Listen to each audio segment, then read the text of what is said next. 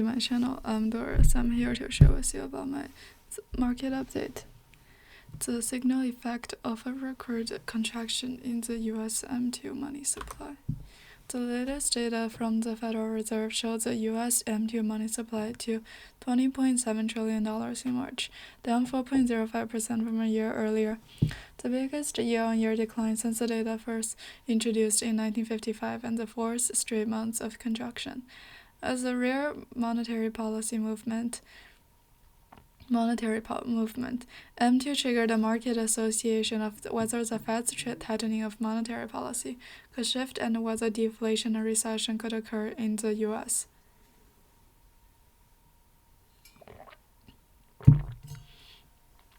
For major short selling is the main force. Theoretically, the monetary amount of a country is composed of base money in circulation, M1 narrow money supply, and M2 broad money supply. M1 includes M0 and the demand deposits of enterprises and public institutions. M2 includes M1 time deposits of enterprises and public institutions, residential deposits, and other liquid deposits. According to the definition of the Fed, M1 equals M2 plus time deposit and retail money funds. We need to emphasize here that the M1 does not include the Treasury, and the Fed and the cash and deposits at the same time. The time deposits of M2 includes only $100,000 above deposits. Retail money funds do not include more than $100,000 institutional monetary funds. As an extraordinary monetary policy to deal with the impact of COVID-19, the Federal Reserve has continuously lowered the federal benchmark interest rate to near zero since 2022 and implemented unlimited quantitative easing, namely purchasing mortgage-backed securities while buying Treasury bonds. During the 3-year outbreak, the Fed's balance sheet expanded from $4.2 trillion to $9 trillion, for a total of about $4.8 trillion, the data showed. In contrast, U.S. M2 rose more than 36% from $16.1 trillion in March 2022 to $21.9 trillion in March 2022. The highest point is the starting point of falling. The March of 2022, the M1 decline of the United States slowed $21.21 trillion in December, with a year-on-year negative growth of 1.3%. Since this year, the year-on-year contraction of M2 has been expanding from 1.7% in January to 22.2% in February to 4.05% in March. Statistics show that since the M2 money supply data, the annual average growth rate in the past 63 years was 7.1%. The growth rate in most of the time has been between 5 to 10%. There has never been a negative growth. However, M2 monetary continuous contraction and the acceleration of collapse, which is largely directly related to unprecedented monetary policy tightening of the Federal Reserve. The huge amounts of water stimulated consumption and prevented the freedom of the economy, but at the same time caused the agitation and the deterioration of inflation. And finally, the US CPI growth hit a record high in the past 50 years. In desperation, the Fed slammed on the brakes, with the benchmark Federal Reserve rising 10 times over the past year, 4 of them up 75 basis points, 500 basis points, and rising between 5% and 5.25%. Higher interest rate means the private sector has to pay more interest on mortgages, auto loans, and credit cards, and thus have to consume more of their savings. The upward cycle of bank deposit rates is often less sensitive than more market-based money market funds, with the average interest rate on the 1-year CDS consistently nearly 2 percentage points lower than the latter. More businesses and residents choose to take their funds away from banks and transfer them into monetary market funds. So it was discovered that the U.S. household savings rate plunged about 2.2% in March in 2022, at its lowest level since 2005. M1 also saw corporate deposits outflow of $1.2 trillion a year. That was down nearly 9% year-on-year. From the perspective of bank debt liabilities, some of the deposits are consumed or transferred to money market funds, while institutional money market funds of more than $100,000 are not included in M2, so the absolute reduction of M2 is inevitable. At the same time, the Fed also launched a balance sheet reduction (QT), creating a further stampeding on M2. According to the data, QT began in June 2022 when it was reduced no more than $47.5 billion per month, an increase to $95 billion per month after September.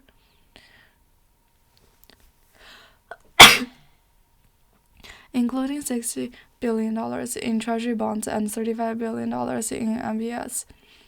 According to the current U.S. currency multiplier around 2.6, 3 months before September, the Fed stable $145.2 billion, equivalent to reducing $370.5 billion M2.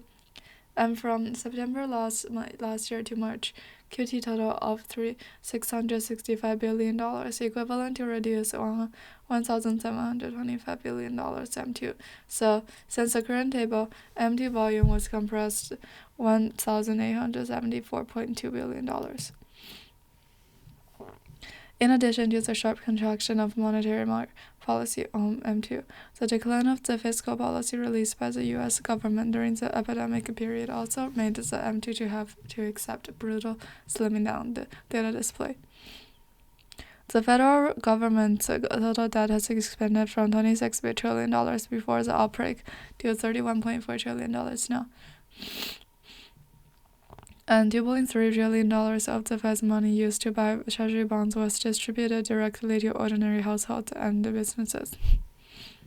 In other words, $2.3 trillion of the $4.8 trillion of liquidity released by the Federal Reserve at the peak of its monetary expansion went directly into ordinary American households and businesses, and the vast majority of that money turns into excess savings in the private sector.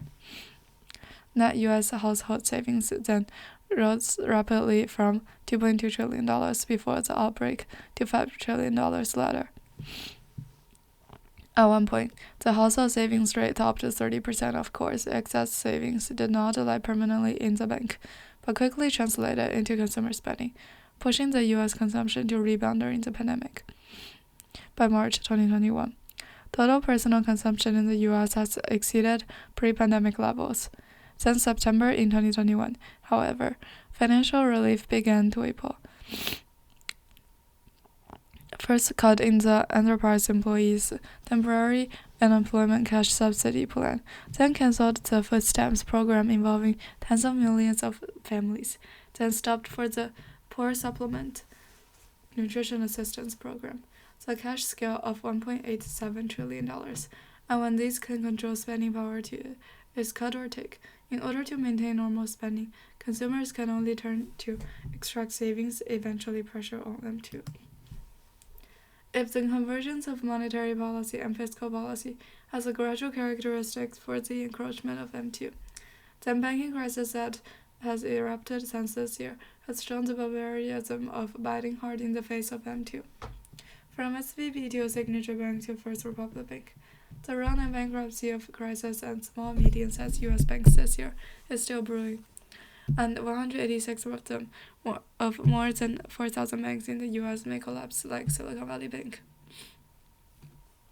A bank crisis will not only lead to incremental deposits, but also scare away existing deposits.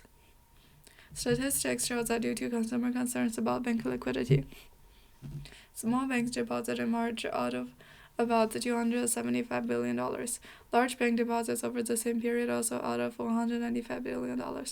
In 50 years, the most serious deposit outflow record affected. The total deposits fell to $17.2 trillion of the lowest levels in 2 years. In addition, to rescue small and medium-sized banks, large American banks joined capital injection. The result will consume its cash flow. J.P. Morgan Chase, for example, the bank for the First Republic Bank loans and bonds paid a total of $111 billion of funds, and the consumption of liquidity will eventually reflect in the M2. While the internal erosion force reduced the money supply, the external Treasury selling action added to hollow and pressure on the US M2. Many countries have started selling treasuries early as the end of the Fed's rate hike cycle, as downward pressure on treasury yields increased. According to the data of the International Capital Flow Report, since the beginning of last year, Japan and China, as the largest holders of the U.S. bonds, have been selling U.S. bonds, selling a total of US $440 billion. Meanwhile, European countries, Canada, Australia are also selling U.S. bonds, and the total selling scale is no less than that of China and Japan. Other countries sell debt at the same time. The Fed in the table offer bond liquidity is not from the Fed, but either from overseas or from the M2 deposits, and the latter or from deposit monetary institutions, or as a result of retail money funds. Just according to the rule is not included in the M2. If included, M2 damage degree may be greater. 4 months of negative growth in M2, an important indicator closely linked with inflation, has prompted speculation about whether deflation will occur in the U.S., which is largely marked by persistently falling prices and the accompanying recession. According to American economist Friedman, the change in M2 is about 12 to 24 months ahead of the price changes. The monetary quantity theory tells us that economic activity often lags 6 to 18 months behind M2 changes. Moreover, we may see deflation and the recession in the U.S. at the end of this year. From the inflection point in March, U.S. M2 has fallen for a year, and the U.S. CPI has slowed for 9 consecutive months, with the latter responding significantly earlier than Friedman's reasoning.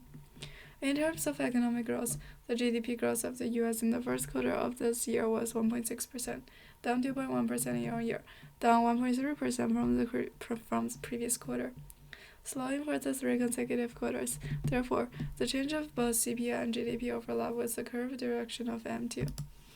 Theoretically, as the M2 next continue to fall, U.S. demand may appear marginally weakening trend, thus constitutes a pull-down of influence on CPI.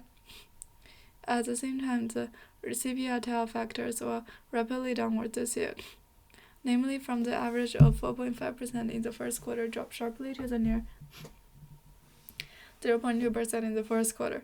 Therefore, dynamic CPI year-on-year decline will continue to expand.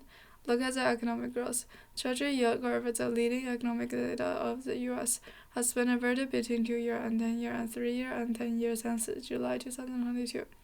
At the same time, the leading economic index released by the World Confederation, which evaluates credit, labor, and manufacturing, is not a downward trajectory. Average for the first 6 months through March was negative 3.6%. In addition, U.S. office vacancy rates reached 12.9% in the first quarter, exceeded the peak vacancy rate during the financial crisis. According to a recent report by S&P Global Intelligence, the number of U.S. corporate bankruptcy filings was 183 in the first quarter. The number of bankrupt companies exceeded the period of economic shutdown caused by the pandemic. According to New York Fed's model, the odds of a recession are 57.7% this year, the highest level since 1982.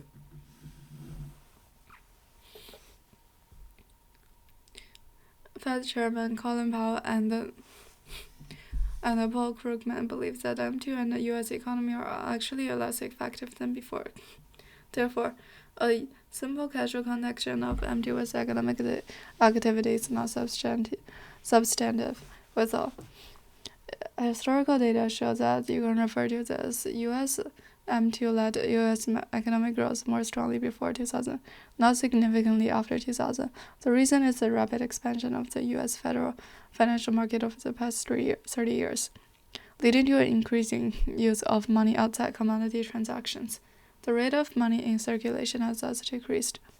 In turn, the correlation between M2 change and economy is weakened.